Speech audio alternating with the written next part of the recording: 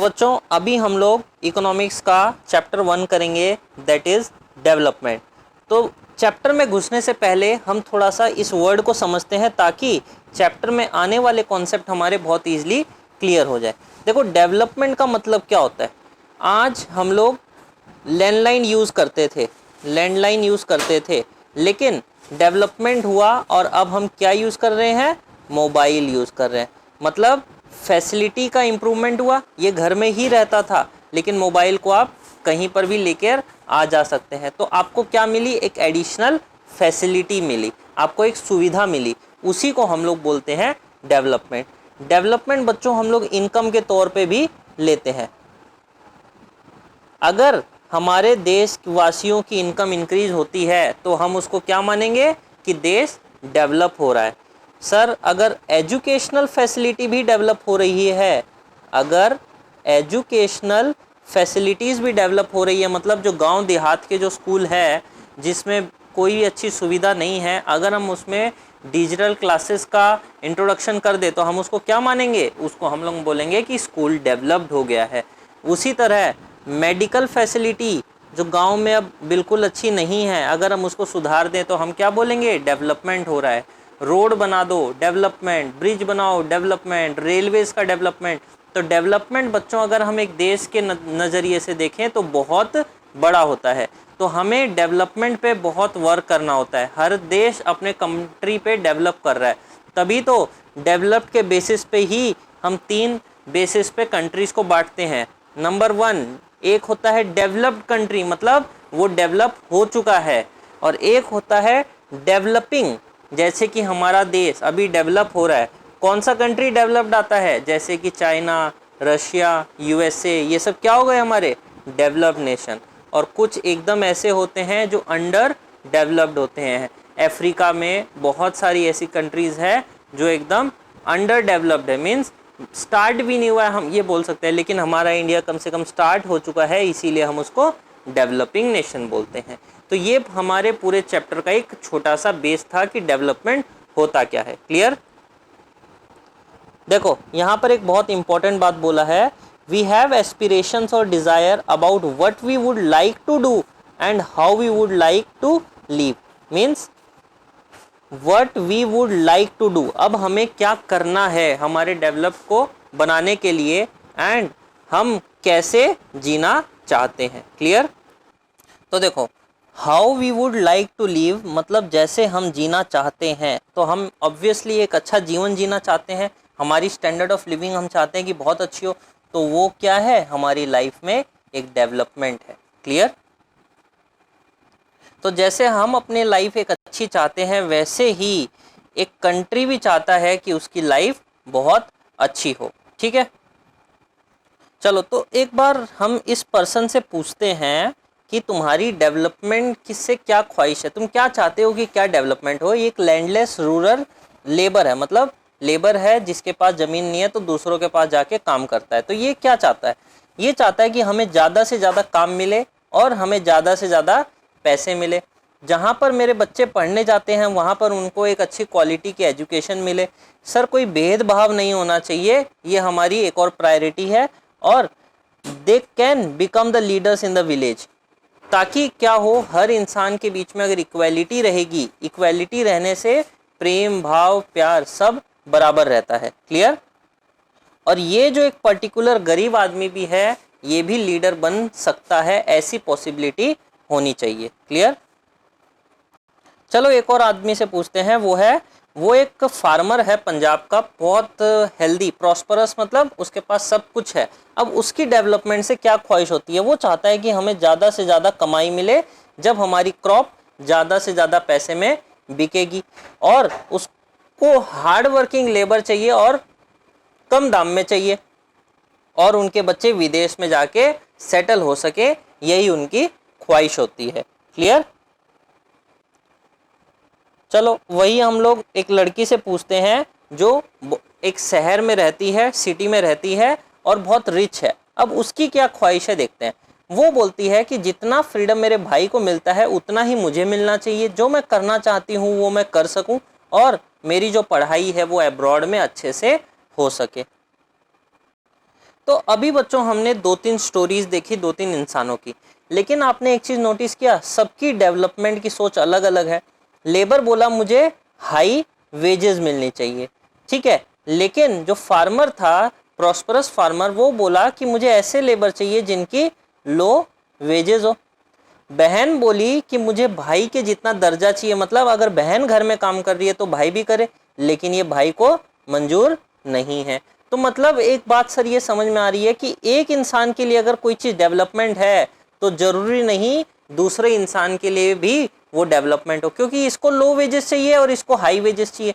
तो developments are sometimes conflicting in nature, important, sometimes conflicting in nature. एक और बात, अगर मैं इंडस्ट्रियलिस्ट हूं तो मुझे क्या चाहिए, मुझे इलेक्ट्रिसिटी चाहिए, ठीक है, अगर मैं इंडस्ट्रियलिस्ट हूं तो मुझे इलेक्ट्रिसिटी चाहिए। और अब एक और बात ध्यान से समझना, इलेक्ट्रिसिटी बनाने के लिए मुझे चाहिए डैम, तभी तो मैं हाइड्रो इलेक्ट्रिसिटी जनरेट कर पाऊंगा। लेकिन अब जब मैं डैम बनाता हूं तब मैं क्या करता हूं, तब मैं बहुत सारे लैंड को यूज करता हूं, और वो लैंड कहां से मिलता है, फार्मर से मिलता है। और साथ ही साथ हम उसके बहुत सारे डैम के डिसएडवांटेजेस भी जानते हैं।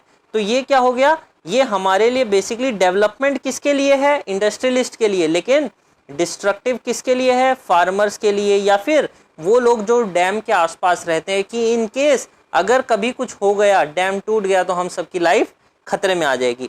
तो एक इंसान के लिए जो डेवलपमेंट है जरूरी नहीं कि वो डेवलपमेंट दूसरे के भी डेवलपमेंट हो, क्लियर, तो वो दूसरों के लिए डिस्ट्रक्टिव भी हो सकता है। यहाँ पर कुछ इंपॉर्टेंट लाइंस है, I request you to mark down, जो मैंने अभी अभी ये लाइन आपको एक्सप्लेन की है, ठीक है। Different person can have different development goals, ये पूरा मैंने एक्सप्लेन कर दिया है, तो मार्क इट डाउन एंड आप इसको एकदम अच्छे से पढ़ लीजिएगा। लेकिन अगर मैं आपको एक बात अब नया चीज बताता हूं, जो मनी है, सबको मनी चाहिए, कैसे, देखो आपने फर्स्ट एग्जांपल में क्या देखा, एक लेबर था उसको हाई वेजेस चाहिए, फार्मर था उसको अपने क्रॉप का ज्यादा से ज्यादा दाम चाहिए। अब अगर मैं इंडस्ट्रियलिस्ट बात करूं तो उसको ज्यादा से ज्यादा बिक्री चाहिए, मतलब हर इंसान को मनी एज ए डेवलपमेंट चाहिए ही चाहिए। लेकिन बच्चों ये मनी जो है ये हमारा मॉनिटरी टर्म्स है, लेकिन कुछ ऐसे फैक्टर्स भी हैं जो मनी के अलावा भी हमें चाहिए होते हैं, जैसे कि कुछ फैक्टर्स आप यहाँ से नोट डाउन करो एंड अंडरलाइन भी कर लेना। इक्वल ट्रीटमेंट, कि सर हमारे बीच में कोई भेदभाव ना हो, सबको बराबर माना जाए, हमें पूरी छूट मिले, हमें हमारे जीवन की सिक्योरिटी मिले एंड रिस्पेक्ट मिले। तो ये सारी चीज़ें भी हमें पैसे के साथ साथ चाहिए। तो ज़रूरी नहीं है कि हम सिर्फ और सिर्फ इनकम पर ही, मोर एंड मोर इनकम या खाने पे ही फोकस करें, हमारे पास कुछ ऐसी चीज़ें भी हैं जो हमें ज़िंदगी में बहुत ज़रूरी है, ठीक है। अब जैसे कि हर एक इंसान चाहता है कि उनके पास अच्छे फ्रेंड्स हो, तो अब क्या फ्रेंड्स को आप मॉनिटरी टर्म्स में नाप सकते हो, नहीं, बट आपकी ख्वाहिश क्या है कि हमारे पास अच्छे फ्रेंड्स हो, क्लियर। अब देखो हमारे पास दो तरह की थिंग्स है, एक होता है मेटेरियल और एक है हमारे पास नॉन मेटेरियल। मेटेरियल क्या हो गई, वो चीज़ें जो हम पैसों से खरीद के अपनी ख्वाहिशों को पूरा कर सकते हैं। लेकिन नॉन मेटेरियल जो अभी अभी मैंने आपको बताई, फ्रीडम चाहिए, सिक्योरिटी चाहिए, नो डिस्क्रिमिनेशन मतलब इक्वालिटी चाहिए, ये भी हमारे जीवन में उतनी ही ज़रूरी है जितनी एक मेटेरियल चीज़ हमारे जीवन में ज़रूरी है। मेटेरियल चीज़ों में क्या आ गया, आपको घर चाहिए, पैसों से खरीद सकते हैं, कार चाहिए, पैसों से खरीद सकते हैं, फ़ोन चाहिए, पैसों से खरीद सकते हैं। लेकिन क्या आप इक्वालिटी खरीद सकते हैं, क्या नहीं खरीद सकते, वो आपको सोसाइटी से मिलती है। तो हम क्या चाहते हैं, सोसाइटी में इक्वालिटी हो, फ्रीडम हो, क्लियर। तो ऐसा जरूरी नहीं है कि जिन चीज़ों को आप मेजर नहीं कर सकते वो आपके जीवन में जरूरी नहीं है, वो भी आपके जीवन में जरूरी है। अब जैसे फ्रेंडशिप, आप उसको मेजर नहीं करते, बट फ्रेंडशिप आपके लाइफ के लिए बहुत इंपॉर्टेंट है। चलो अब मैं आपको डेवलपमेंट का एक नया चीज़ दिखाता हूँ, दैट इज़ जॉब। अब जब भी इंसान जॉब लेने जाता है वो बहुत सारी चीज़ों को नोटिस करता है। सपोज दो तरह की जॉब है, एक में उसको लो सैलरी मिल रही है और एक में उसको हाई सैलरी मिल रही है। जहाँ पर उसको लो सैलरी मिल रही है वो वहाँ पर देखा कि मेरा जॉब सिक्योरिटी है, मतलब मेरा जॉब नहीं छूटेगा। जहाँ पर वो कम इनकम ले रहा है वहाँ पर और भी है, वहाँ पर उसको छुट्टियाँ मिल रही है, मतलब वो अपने फैमिली के साथ टाइम स्पेंड कर सकता है। जहाँ पर हाई पेमेंट मिल रहा है वहाँ पर जॉब सिक्योरिटी नहीं है, मतलब आपका बॉस आपको कभी भी कंपनी से निकाल सकता है, और दूसरा आपको अपनी फैमिली के लिए टाइम नहीं मिलेगा। मतलब आपको ना तो छुट्टी मिलेगी और ना ही अपने फैमिली को ज़्यादा समय देना पड़ेगा। मतलब आपको 14 से 15 घंटे काम करना पड़ेगा। तब इंसान क्या देखेगा कि सर मैं लो सैलरी में भी एक अच्छा जीवन बिता सकता हूँ, बिकॉज मेरे लिए ये दोनों चीज़ें बहुत ज़रूरी है। मेरा जॉब सिक्योरिटी भी इम्पोर्टेंट है और मेरे को मेरे फैमिली के साथ टाइम स्पेंड करना भी बहुत इम्पोर्टेंट है।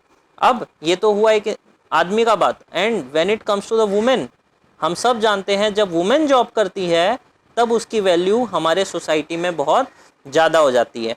एंड ये तभी पॉसिबल होता है जब एक वुमेन को उतना फ्रीडम हम देते हैं। तो वुमेन को जब हम फ्रीडम देते हैं तो वुमेन का हम लोग डेवलपमेंट बोलते हैं। क्लियर? तो डेवलपमेंट के बच्चों बहुत सारे रूप हो सकते हैं। क्लियर? तो ये वाला पॉइंट आप हाईलाइट कर लो। The development goals that people have are not only about better income but also about the important things in life, जो मैंने आपको जॉब वाला एग्जाम्पल दिया था। For development people look at a mix of goals. उसने क्या देखा? उसने पैसा भी देखा, छुट्टी भी देखी और जॉब सिक्योरिटी भी। मतलब मिक्स ऑफ गोल्स, सिर्फ पैसा नहीं देखा उसने, सब कुछ मिक्स करने के बाद चेक करके डिसीजन लिया। क्लियर? तो बच्चों अभी तक हम लोग इंडिविजुअल की बात कर रहे थे, अब हम लोग आ जाते हैं नेशनल डेवलपमेंट के पास। मतलब अब हम लोग देश की बात करेंगे। क्लियर? देखो, जो मैंने आपको इंडिविजुअल के बारे में बताया था, सिमिलर वहाँ पर एक पॉइंट है जो नेशन के बारे में लिखा हुआ है। बोलता है कि हर इंसान की डेवलपमेंट, देश की डेवलपमेंट को लेकर अलग अलग सोच हो सकती है। क्लियर? कोई कुछ चाहेगा तो कोई कुछ चाहेगा। क्लियर? अब देखो, कुछ लोग ऐसे हैं जो देश में चाहते हैं कि अच्छा रोडवेज डेवलप हो। ठीक है, जो रोड से ज़्यादा ट्रैवल करते हैं, जो रेल से ट्रैवल करते हैं, वो चाहते हैं कि रेलवे की फैसिलिटी अच्छी हो। अब देखो, मैं आपको एक बात बताता हूँ, जो ट्रक ड्राइवर है वो क्या चाहेगा कि रोड की फैसिलिटी इम्प्रूव हो, ताकि हम बहुत फास्ट अपना काम कर सकें एंड बहुत फास्ट हम उस चीज़ों को आगे लेके जा सकें। और अगर रेलवे फैसिलिटी बच्चों बहुत अच्छी डेवलप हो जाएगी तो ट्रक वालों को तो नुकसान है। क्यों नुकसान है? क्योंकि रेलवे भी तो आपको ट्रांसपोर्टेशन फैसिलिटी देता है, तो लोग ट्रक के पास नहीं जाके किसके पास जाएंगे? रेलवे के पास। तो ट्रक वाला अलग फैसिलिटी चाहता है, रेलवे वाला अलग फैसिलिटी चाहता है। अब एक इंसान है जो रेलवे में एक महीने में कम से कम 5 से 10 ट्रिप करता है, तो वो क्या चाहेगा? वो चाहेगा कि रेलवे फैसिलिटी जितनी अच्छी से ज़्यादा अच्छी हो, उसको उतना फ़ायदा मिलेगा, उसको उतना कंफर्ट मिलेगा। क्लियर? तो ये बात हुई इंडिविजुअल की। लेकिन अब हम लोग देखते हैं यहाँ पर, हम बाकी कंट्रियों को देखते हैं कि वो क्या कर रहे हैं और बाकी स्टेट्स को देखते हैं वो क्या कर रहे हैं, और उनके बीच में हम कंपैरिजन करते हैं कि कौन ज़्यादा अच्छा है, कौन ख़राब है। तो हम क्या करेंगे? हम उनकी फैसिलिटीज़, हम उनके इनकम, हम उनके इंफ्रास्ट्रक्चर को कंपेयर करेंगे। ठीक है, चलो अब हम लोग दो नेशन के बारे में समझते हैं, सपोज इंडिया एंड यूएसए। अब देखो, दोनों को अगर आपको कंपैरिजन करना है तो कोई एक पर्टिकुलर चीज़ लेकर आना पड़ेगा, तभी आप कंपैरिजन कर सकते हो। जैसे कि अब मैं इंडिया की पॉपुलेशन की बात करूं एंड यूएसए की पॉपुलेशन की बात करूं तो इंडिया जीत जाएगा और यूएसए हार जाएगा। ठीक है, अगर मैं इंडिया का एरिया की बात करूं और यूएसए के एरिया की बात करूं तो यूएसए जीत जाएगा।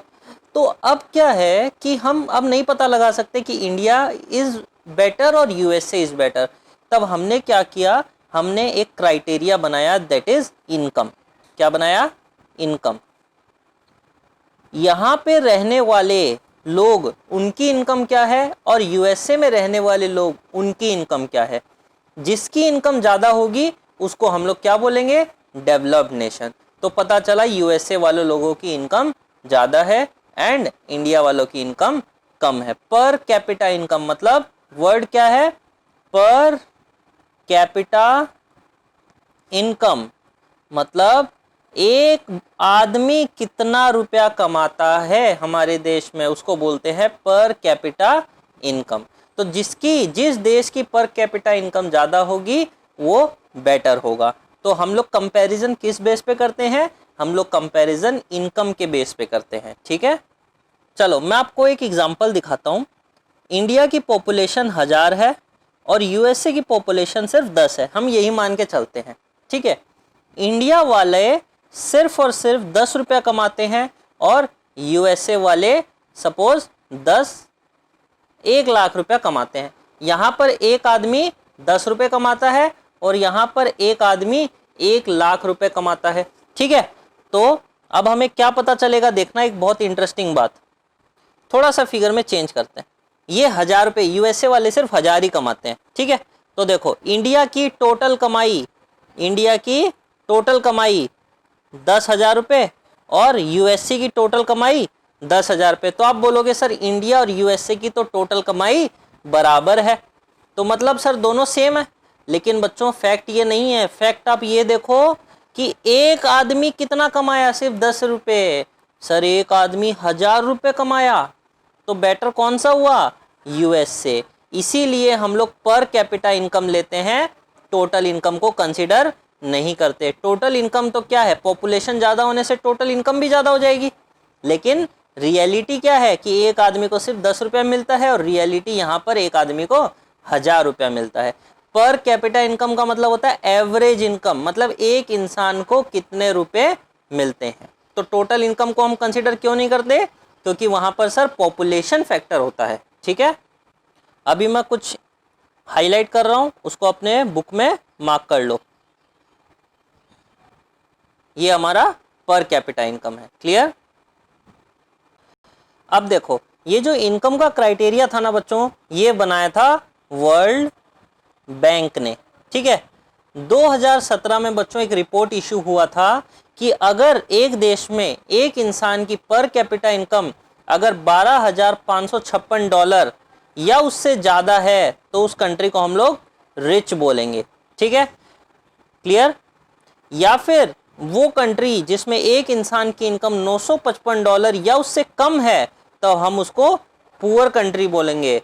मतलब ये हो गया डेवलप्ड कंट्री, ये हो गया अंडर डेवलप्ड कंट्री, और उन 955 और 12,056 के बीच में जो कंट्री आएगी उसको हम लोग डेवलपिंग बोलेंगे। क्या बोलेंगे, डेवलपिंग बोलेंगे। और हमारी कंट्री डेवलपिंग के अंदर आती है। हमारे कंट्री में एक इंसान की पर कैपिटा इनकम कितनी है, $1820, तो वो दोनों के बीच में आती है। क्लियर, समझ में आ गया कि क्या डेवलप्ड है, क्या अंडर डेवलप्ड एंड क्या डेवलपिंग। ये वाली डेवलप्ड, ये वाली अंडर डेवलप्ड और ये वाली डेवलपिंग। ठीक है, तो ये टेबल बहुत जरूरी है। अब देखो बच्चों, जैसे मैंने आपको बताया था कि एक इंडिविजुअल के लाइफ में पैसे के अलावा भी बहुत सारी चीज़ें होती है, जैसे कि जॉब सिक्योरिटी, फ्रीडम कितना मिल रहा है उसको, फैमिली के साथ टाइम स्पेंड करने का मौका कितना मिल रहा है, उनके बच्चे अब्रॉड में पढ़ रहे हैं कि नहीं पढ़ रहे हैं, मेडिकल फैसिलिटी कैसा मिल रहा है। वैसे ही बच्चों जब हम नेशन या स्टेट की बात करते हैं तब भी हम लोग बहुत सारे फैक्टर्स को कंसिडर करते हैं। हाँ ठीक है, इनकम एक इम्पॉर्टेंट फैक्टर है, लेकिन इनकम के अलावा भी हम कुछ अदर फैक्टर्स को ध्यान में रखते हैं, जैसे कि उनकी लिटरेसी रेट, मतलब कितने बच्चे वहाँ के पढ़े लिखे हैं, मॉर्टेलिटी रेट मतलब इन्फेंट, बचपन में ही कितने लोग वहाँ पर मर जाते हैं, या फिर कितने % बच्चे ऐसे हैं जो स्कूल में जाते हैं, कितने बच्चे स्कूल में अपनी अटेंडेंस लगवाते हैं, वो भी एक इम्पॉर्टेंट क्राइटेरिया है। अब अगर मैं आपको एक फैक्ट बताऊं तो बिहार की पूरे भारत में सबसे कम इनकम है, और वहीं हरियाणा एक ऐसा स्टेट है जिसकी इनकम सबसे ज़्यादा है पूरे इंडिया में। तो हरियाणा टॉप में कमाई करता है और बिहार सबसे कम कमाई करता है। बिहार वालों से ज़्यादातर हमें क्या मिलते हैं, लेबर। बिहार से पूरे देश में बहुत सारे लेबर सप्लाई होते हैं। हरियाणा की जो इनकम है वो कहाँ से आती है, ज़्यादातर एग्रीकल्चर प्रोडक्ट से आती है। क्लियर। अब ये देखो कुछ और फैक्ट्स है कि इन्फेंट मॉर्टेलिटी रेट, मतलब अगर 1000 बच्चे पैदा होते हैं तो हरियाणा बोलता है कि मेरे तो 30 बचपन में ही मर जाते हैं। ठीक है, और बिहार बोलता है कि मेरे 35 मर जाते हैं, लेकिन केरला के सिर्फ 10 मरते हैं। तो केरला इस सिचुएशन में बहुत अच्छा है। अब पढ़ाई को देखो, केरला एकदम बेस्ट है लेकिन बिहार एकदम खराब है। बिहार के सिर्फ 62% लोग ही ऐसे हैं जो पढ़ाई करते हैं। कितने लोग स्कूल जाते हैं, देखो बिहार में तो सिर्फ 43% बच्चों की अटेंडेंस लगती है, 83% इन केरला एंड 61 इन हरियाणा। तो Kerala among the 3 is best, Haryana middle में आता है और बिहार एकदम लो में आता है। तो मतलब मैं क्या दिखाना चाह रहा था कि ठीक है हरियाणा की कमाई सबसे ज़्यादा है, लेकिन बाकी अगर मैं फैक्टर्स को कंसिडर करूं जैसे कि मॉर्टेलिटी रेट, अटेंडेंस, तब वहां पर केरला ऊपर आ जाता है। क्लियर? तो कंपैरिजन हम सिर्फ एक के बेसिस पे नहीं कर सकते, देयर आर मेनी फैक्टर्स जिनके बेसिस पे हम कंपैरिजन करते हैं। ओके, तो देखो बच्चों, हरियाणा के पास पैसे होते हुए भी वो केरला के पीछे था, और ये हमें क्या दिखाता है कि अगर आपके जेब में पैसा है तो जरूरी नहीं है कि आप सब कुछ खरीद सकते हो। क्लियर? तो देखो, अगर आपके पास मनी है भी तो भी आज मुकेश अंबानी को भी इसी पॉल्यूटेड इन्वायरमेंट में रहना पड़ता है। ठीक है, अगर हमारी सोसाइटी क्लीन नहीं है तो मुकेश अंबानी को भी मच्छर से बचना पड़ेगा, चाहे वो कितनी ऑल आउट लगा लो, मच्छर तो आएंगे। क्यों आएंगे? क्योंकि आपकी कम्युनिटी साफ नहीं है। मेडिसिन भी आपको कैसी होती है? मिलावटी होती है, जिससे आपको फ़ायदा नहीं करती है। तो आप कुछ भी कर लो, अगर आपकी सोसाइटी अगर इम्प्रूव नहीं कर सकती तो आपकी लाइफ वैसी ही रहेगी। अभी भी बच्चों कुछ ऐसी जगह है जहाँ पर गर्ल्स अभी भी स्कूल नहीं जा सकती। क्यों? क्योंकि वहाँ पर प्रॉपर फैसिलिटी अवेलेबल नहीं है। तो हमें मनी के साथ बच्चों फैसिलिटी भी चाहिए। ठीक है, आज केरला में बच्चों आप ये देखो, मोर्टिलिटी रेट कम क्यों है? बिकॉज वहाँ पर बेसिक हेल्थ और एजुकेशन फैसिलिटी अवेलेबल है। ठीक है, गवर्नमेंट का एक सिस्टम है that is public distribution system, जो राशन कार्ड के थ्रू सरकार हमें खाना देती है। ठीक है, तो वो भी सिस्टम वेल होने से लोगों को क्या मिलता है? प्रॉपर भोजन मिलता है, जिससे उनके लाइफस्टाइल में डिफरेंस आता है, उनके हेल्थ में, उनके न्यूट्रिशनल स्टेटस में डिफरेंस आता है। क्लियर? चलो अब हम लोग देखते हैं कि ये सारी जो कंट्री है ये हमारी नेबर की है। देखो, श्रीलंका, इंडिया, म्यांमार, पाकिस्तान, नेपाल, बांग्लादेश। ठीक है, लेकिन अब देखो, हम इतनी बड़ी कंट्री होने के बाद भी हम श्रीलंका के नीचे हैं। श्रीलंका की हमसे इनकम ज़्यादा है। श्रीलंका में रहने वाले लोगों की उम्र 75 साल है। ठीक है, और जो स्कूलिंग है वो 10.9 है।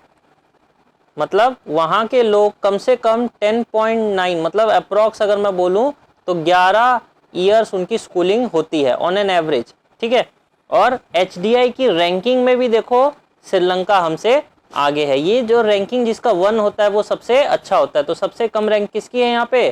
श्रीलंका की। ठीक है, HDI क्या है? ह्यूमन डेवलपमेंट इंडेक्स, की ह्यूमन की डेवलपमेंट कितनी हुई है। क्लियर?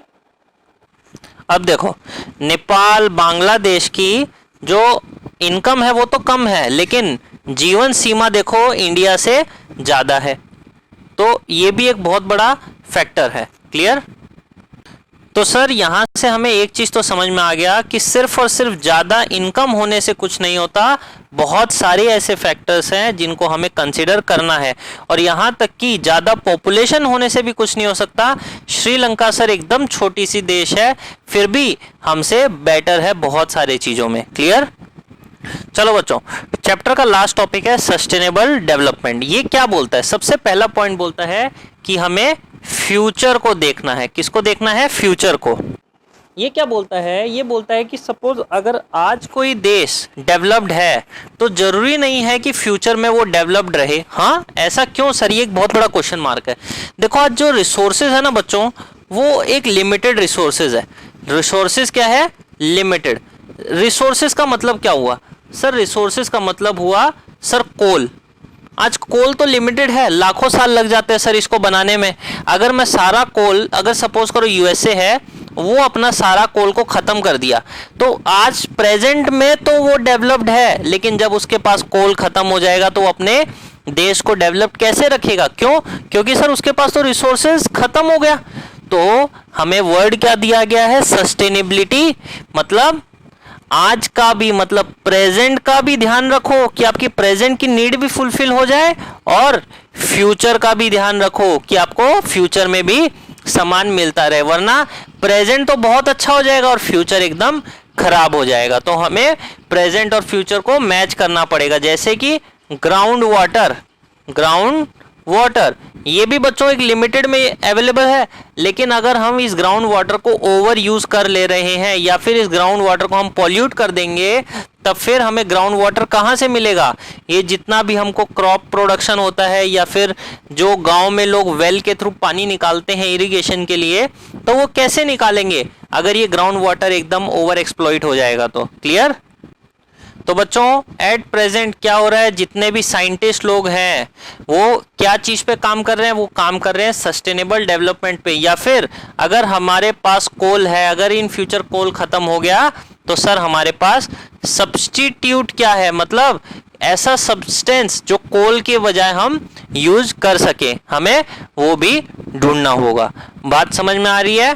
तो ये हमारा पूरा का पूरा डेवलपमेंट के ऊपर चैप्टर था, जिसमें हमने बहुत सारी चीजें पढ़ी। एक बार इन शॉर्ट देख लेते हैं। सबसे पहले हमने किसको देखा? हमने देखा इंडिविजुअल को। किसको देखा? एक अकेले इंसान को, कि उसके लाइफ में पैसा भी जरूरी है और अदर फैसिलिटी भी जरूरी है। फिर हम लोग आया नेशन के ऊपर। नेशन में हमने क्या देखा कि एक कंपैरिजन किया डिफरेंट नेशन को, किस बेसिस पे? इनकम के बेसिस पे, और इंडिया उसमें डेवलपिंग नेशन में आया। लेकिन फिर हमने कहा कि सिर्फ इनकम ही नहीं, बहुत सारी चीजें जरूरी है। फिर हमने स्टेट के बीच में कंपैरिजन किया और दिखाया कि हरियाणा के पास सबसे ज्यादा पैसा था, फिर भी वो बहुत सारी चीजों में केरला के नीचे था, और बिहार हर चीज में ही कमजोर था। और फिर हमने क्या दिखाया? फिर हमने अपने नेबर के बीच में कंपैरिजन किया। तब हमने देखा कि Sri Lanka was far better than India, और जो नेपाल है उसका हमने क्या दिखाया कि सर इनकम तो कम है लेकिन वहां पर लोगों की लाइफ ज्यादा है। ठीक है। और लास्ट टॉपिक हमने देखा सस्टेनेबिलिटी डेवलपमेंट। प्रेजेंट में तो हमारे पास चीजें हैं सारी, बट क्या वो फ्यूचर के लिए अवेलेबल है या नहीं है? अगर नहीं है तो प्लीज आप अपने फ्यूचर के लिए कोई सब्स्टिट्यूट निकालो, वरना आपका देश डेवलप्ड नहीं रहेगा। तो ये हमारा बच्चों पूरा चैप्टर कंप्लीट हो गया है। इस चैप्टर का मैं आपको नोट्स प्रोवाइड कर दूंगा, जिसमें आपको इंपॉर्टेंट पॉइंट्स मिल जाएंगे एंड आपको क्वेश्चन आंसर्स मिल जाएंगे। ओके, चलो तो आई over this lecture. Thank you.